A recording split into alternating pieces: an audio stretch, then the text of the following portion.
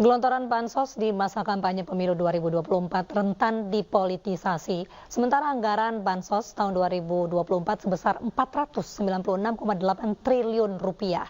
Jumlah itu jauh lebih besar dari anggaran bansos di masa pandemi COVID-19.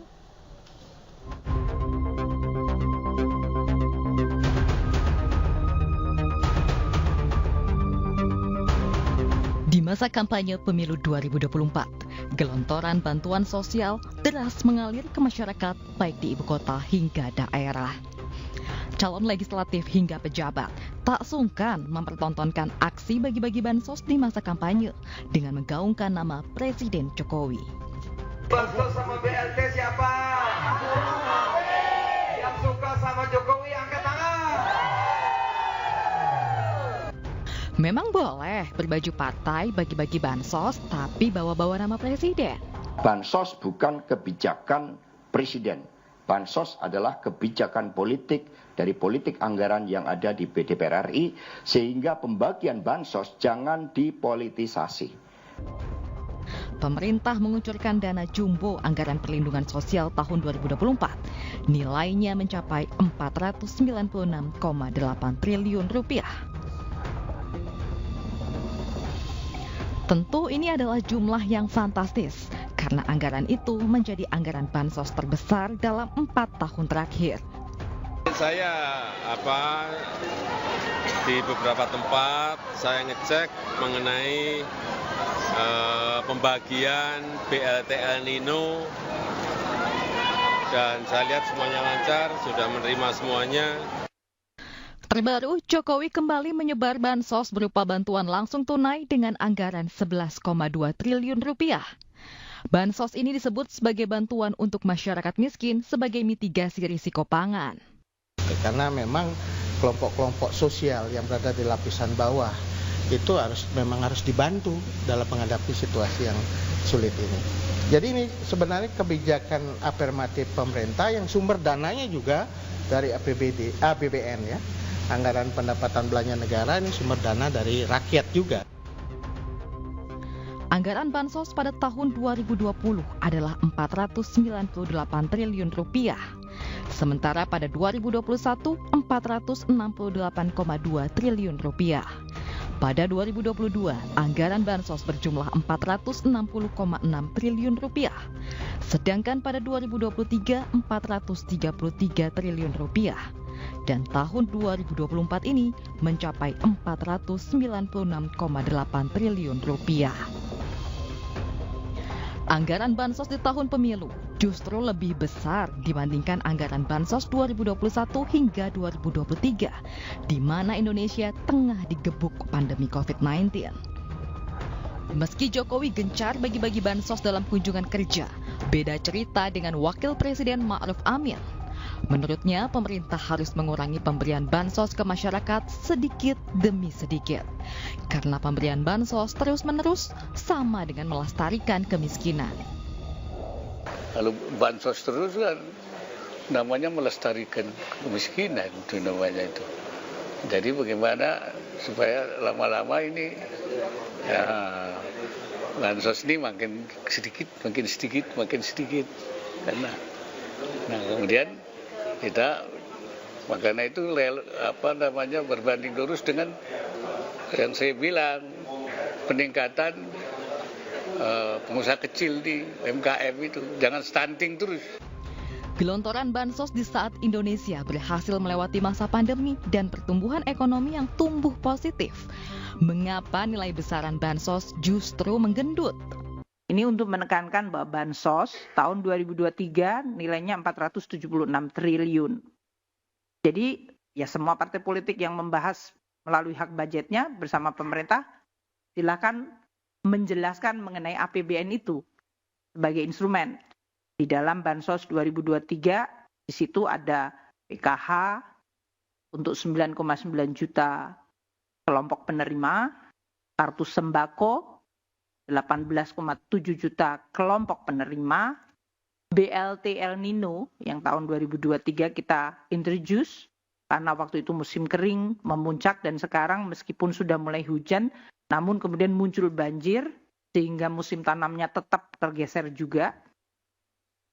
subsidi BBM, subsidi listrik, subsidi kredit usaha rakyat, bantuan pangan, itu semuanya sudah ada di dalam APBN 2023. Sementara itu, tim pemenangan Anies Mohaimin mengaku mencium bau amis politis dari peningkatan anggaran dana bansos sebesar Rp496,8 triliun di tahun pemilu 2024. Terjadi pembagian bansos di beberapa wilayah yang menggunakan dana APBN, tetapi terdapat logo paslon tertentu dalam paket tersebut. Selain itu, di salah satu daerah, bansos dibagikan langsung oleh seorang pemimpin negara di depan baliho besar salah satu paslon. Pemberian bansos di masa kampanye pemilu rawan dimanipulasi sebagai alat suap dan kepentingan elektoral. Dan pemerintah gagal menurunkan harga sembako, menurunkan harga-harga barang lainnya, gagal meningkatkan kesejahteraan rakyat, maka digelontorkanlah bansos itu. Jadi itu adalah upaya suap, Pak, sebetulnya. Upaya membeli suara rakyat, Pak. Sejatinya, anggaran bansos berasal dari APBN yang dipungut pajak. Jika ada penyalahgunaan bansos oleh kelompok tertentu guna kepentingan politik, maka tindakan tersebut merupakan korupsi. Tim Liputan iNews melaporkan. Pemirsa, para caleg Partai Perindo kembali berkolaborasi mengadakan pemeriksaan kesehatan gratis dan bazar murah bagi masyarakat, seperti yang digelar di kota dan juga Kabupaten Malang, Jawa Timur.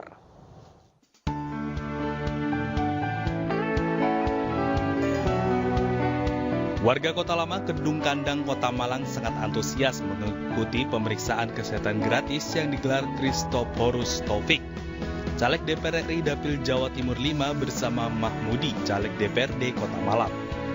Tekanan jantung dan cek gula darah hingga konsultasi dengan dokter dijalani saat pemeriksaan.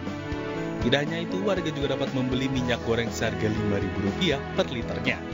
Tujuannya adalah kita mau bersilaturahmi dengan warga yang pertama itu, dan membantu menyediakan sembako yang dibutuhkan oleh masyarakat berupa minyak.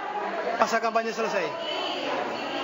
Ya, mudah-mudahan dengan adanya sosialisasi ini dan cek kesehatan gratis, minyak mudah-mudahan Perindo bisa lebih tinggi suaranya di Kota Malang.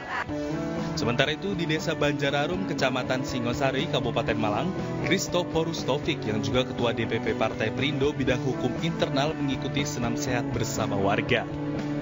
Warga yang hadir dapat memeriksakan kesehatannya dan menebus murah minyak goreng. Ya, sebetulnya ke Partai Perindo terus terang aku salut banget karena ini ya sering mengadakan kegiatan yang manfaat untuk rakyat. Oke, masih banyak hadiahnya. Masih. Pemilunya lebih. Dan yang belum mendaftarkan atau diskusinya silakan. Ada langsung menuju ke stand yang ada di sebelah kanan. Mengajak komunitas Bantengan, para caleg Partai Perindo juga mensosialisasikan tata cara pencoblosan surat suara pemilu 2024. Tim Liputan iNews melaporkan. Presiden nomor urut 1 Anies Baswedan menghadiri kampanye akbar di halaman Raja Najunggal, Tapanuli Selatan, Sumatera Utara. Dalam kampanye politiknya, pertumbuhan ekonomi dan pembangunan masyarakat Pantai Barat akan menjadi prioritas pasangan Anies Mohaimin.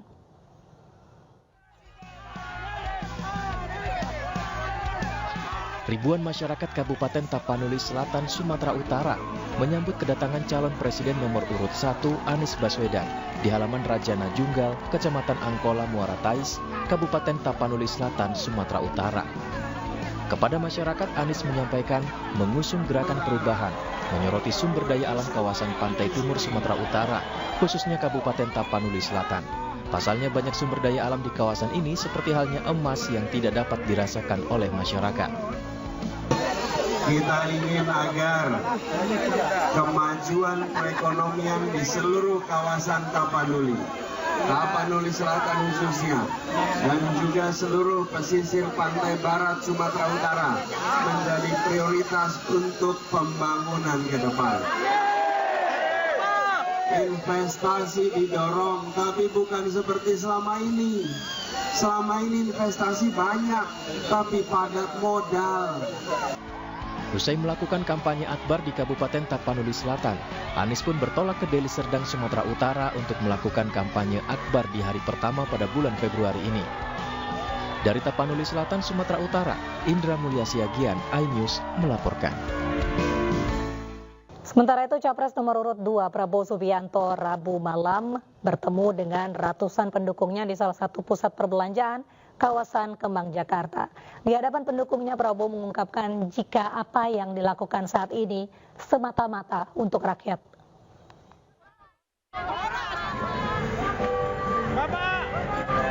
Calon Presiden nomor 2 Prabowo Subianto menemui para pendukungnya di kawasan Kemang, Jakarta Selatan.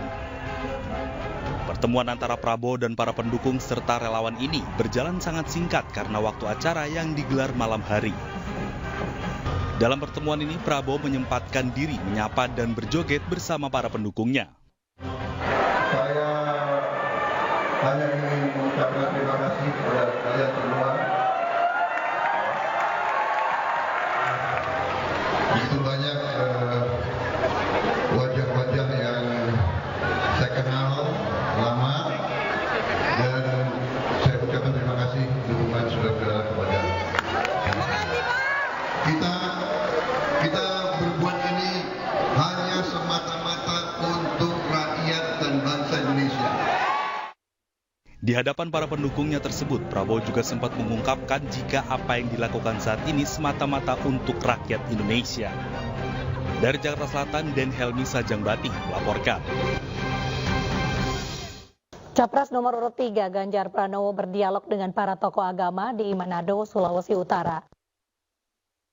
Mahfud MD berkunjung ke Aceh dan membahas pemerataan pembangunan demi kemajuan bangsa.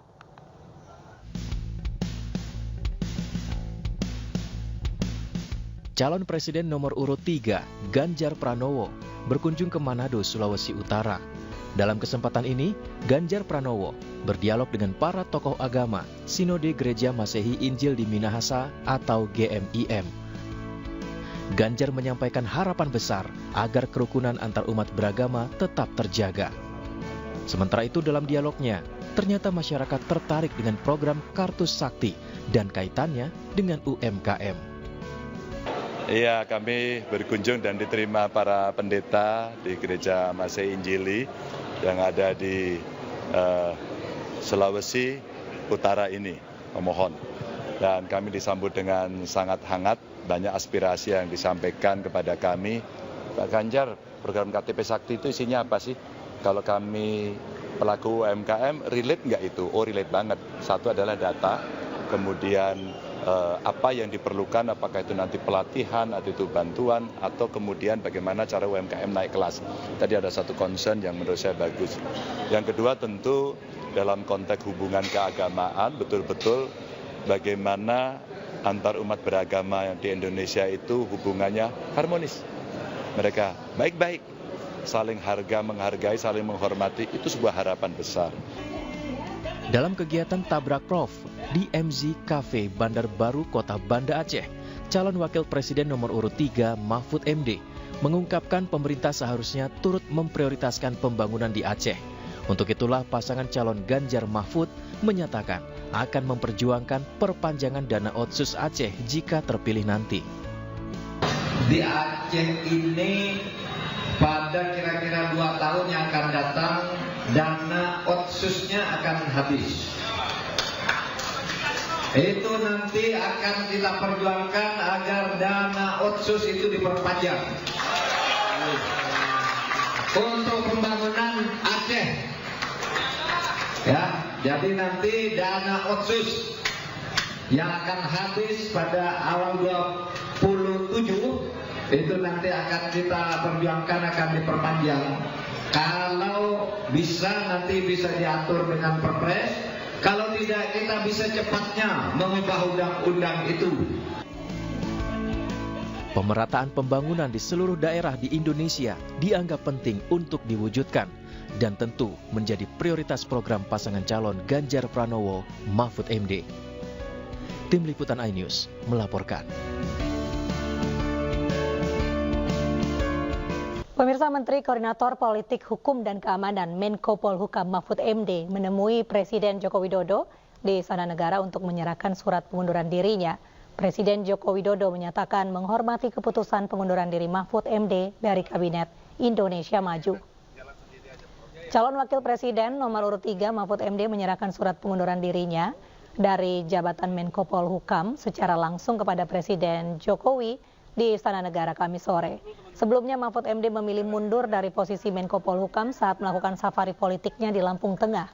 Mahfud mengaku keputusan itu diambil untuk menghindari penyalahgunaan fasilitas negara saat kampanye jika tetap menjabat sebagai menteri. Surat tentang kelanjutan tugas saya sebagai Menko Polhukam. Saya menyampaikan intinya saya mengajukan permohonan untuk berhenti dan isi surat itu singkat hanya berisi 3 hal. Pertama, saya menyampaikan terima kasih kepada Presiden Republik Indonesia Bapak Joko Widodo yang pada tanggal 23 Oktober tahun 2019 mengangkat saya, melantik saya sebagai Menko Polhukam dan menyerahkan SK pengangkatannya dengan penuh penghormatan kepada saya dan penghormatan saya kepada beliau pada saat itu. Sehingga saya secara resmi dan dengan penuh hormat juga hari ini menyatakan surat untuk menyatakan minta atau mohon berhenti dengan sebuah surat itu. Nah, lalu isi yang kedua surat itu, substansi surat itu adalah permohonan berhenti. Lalu yang ketiga, saya mohon maaf kepada beliau kalau memang ada masalah-masalah yang kurang saya laksanakan dengan baik. Alhamdulillah Bapak Presiden sama dengan saya, kita bicara dari hati ke hati dan penuh kekeluargaan dan sama-sama tersenyum.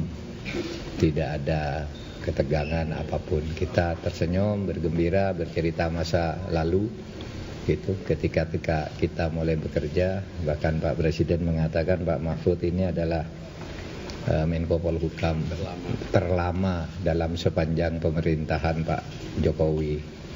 Karena dulu Pak Tejo tidak sampai setahun, Pak Luhut setahun 4 bulan kalau misalnya, lalu Pak Wiranto 3 tahun setengah gitu, lewat 2 bulan. Saya hampir 4 tahun setengah. Hanya karena perkembangan politik memang saya harus fokus ke tugas lain sehingga saya mohon berhenti. Itu saja isinya, tidak ada yang lain. Pertemuan memang ya agak lama, lebih dari 10 menit karena memang banyak guraunya juga. Sebenarnya kalau isi suratnya sendiri selesai dalam waktu pendek. Kami tadi banyak bergurau dan bicara bahwa negara ini harus dibangun ke depan sesuai dengan tujuan negara kita, dan kita tidak mungkin sempurna, tidak mungkin bisa menyelesaikan semuanya dalam waktu yang pendek, dan tidak mungkin tahu semuanya tentang masalah yang kita hadapi. Sehingga kita harus bekerja sungguh-sungguh. Itu saja ya, tidak ada pertanyaan. Terima kasih.